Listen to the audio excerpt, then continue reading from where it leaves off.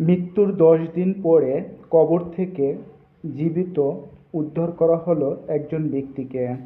দেখুন সেটা কবর খুঁড়তেছে, কবর খোদার মাধ্যমে তাকে জীবিত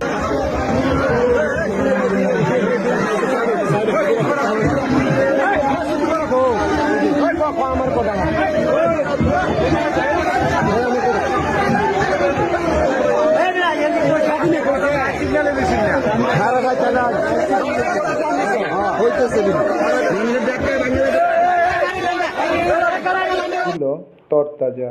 দেখুন ভিতরের মানুষটি কিভাবে লড়তেছে এবং কাপড় পরানো। সে কিন্তু বাঁশগুলো সরানোর পর লোক ভিতরে ঢুকেছে এবং সে ২ হাত দিয়ে বুকের উপর কিলাতে আছে। তারপর লোকটিকে ধরে সবাই তুলে উঠালো।